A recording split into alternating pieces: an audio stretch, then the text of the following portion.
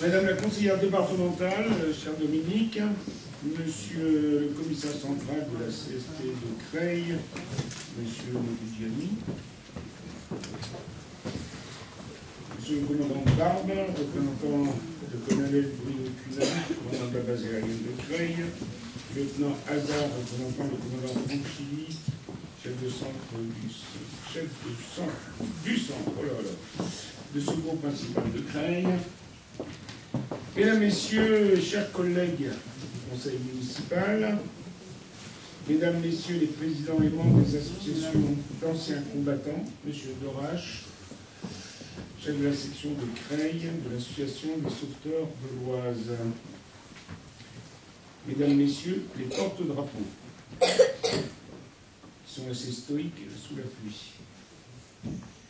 Je voudrais tout d'abord, ils ne sont pas là parce qu'ils sont venus de repartir vite fait, remercier les C4 pour cette nouvelle interprétation de la Marseillaise qui donne dans cette nouvelle orchestration, donne vraiment le sentiment de la marche qu'est la Marseillaise, qui se voulait la Marseillaise au temps de Rouget de Lille, et qui sont de tous les rendez-vous, pas patriotiques, mais de tous les rendez-vous festifs et culturels de notre ville. Chaque 11 novembre, nous rendons hommage aux morts pour la France durant la Première Guerre mondiale. Et maintenant, nous rajoutons les morts pour la France en opération extérieure. Ces heures noires, celles de la Première Guerre mondiale, ces heures noires de notre histoire nous obligent au devoir de mémoire, ainsi qu'à célébrer, à vanter et protéger avant tout la paix. Cette paix illustrée par notre monument est un joyau que nous devons chérir. L'actualité nous ramène trop souvent à cette obligation et à ce droit. Ces heures noires de notre histoire nous rappellent aussi que nulle autre guerre antérieure n'aura impliqué autant de soldats, ni provoqué plus de morts, civiles et militaires. Guerre totale. Elle a concerné, à des degrés divers, tous les continents.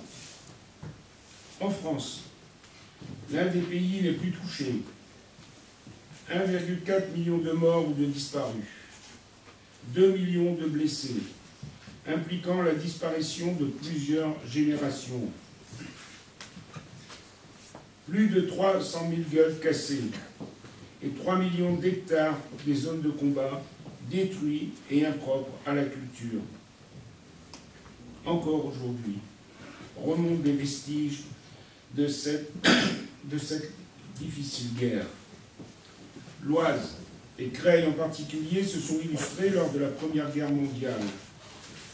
La fameuse bataille de la Marne en septembre 1914 a permis de repousser les Allemands jusqu'à l'Aisne. 1916 verra la bataille de Verdun en février et la bataille de la Somme de juillet à novembre. Enfin, non loin d'ici, dans la forêt de Compiègne, fut signé l'armistice le 11 novembre 1918. Après avoir payé un lourd tribut en étant partiellement incendié, Creil s'est illustré grâce à ses installations ferroviaires qui ont permis d'acheminer hommes et matériel sur le front. Début septembre 1914, les armées françaises ont reculé d'une centaine de kilomètres. Depuis la bataille des frontières engagée après le 20 août, l'avancée des Allemands était inéluctable. Un homme n'est pas de cet avis. Le général Gallieni, gouverneur militaire de Paris. Le 30 août 1914, le général Gallieni rencontrait à l'hôtel de ville de Creil le général Monoury, commandant la 6e armée. Ensemble, ils échafaudaient le système permettant de protéger Paris et d'aboutir à la victoire de la bataille de la Marne. Ainsi, Creil, à l'époque petite ville ouvrière de 10 000 habitants, entre à sa manière dans l'histoire de la Grande Guerre, en devenant le décor d'un événement majeur. Elle le fut aussi lorsqu'en novembre 1914, Marie Curie s'installe avec sa fille à Creil, dans le quartier des Cavets, accompagnée du directeur des services radiologie des armées et de la Croix-Rouge.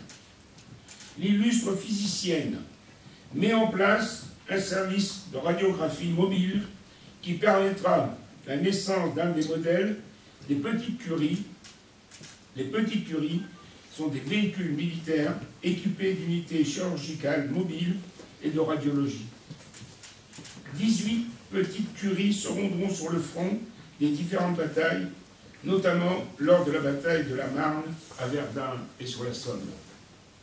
Dans quelques semaines, nous rendrons hommage à cette grande dame, 2 fois Nobelisée, en baptisant notre maison pluridisciplinaire de santé, Maison Marie Curie. Je souhaitais évoquer avec vous ces faits, ces chiffres, ces anecdotes, trop souvent oubliées dans les archives, afin que nous ayons toujours en tête que si la guerre permet parfois de préserver la liberté, c'est la paix qu'il faut préserver pour construire l'avenir.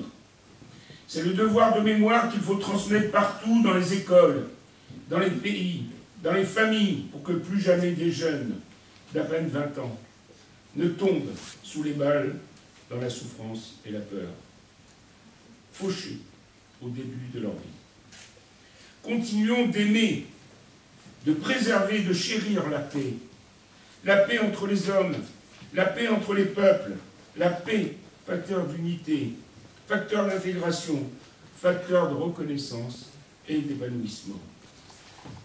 Je ne peux m'empêcher de penser à ce moment-là, de mon discours, à Lamartine, notre grand poète, qui en 1841, pour répondre à un texte vengeur d'un poète allemand, a écrit la Marseillaise de la paix. Cette Marseillaise, c'était pour dire, simplement, d'une manière très symbolique, que le Rhin n'a jamais divisé la France et l'Allemagne, mais qu'au contraire, sur ses rives coule la même eau, celle du Rhin. Pensons-y. Je vous remercie de votre attention. Vive la République, vive la France.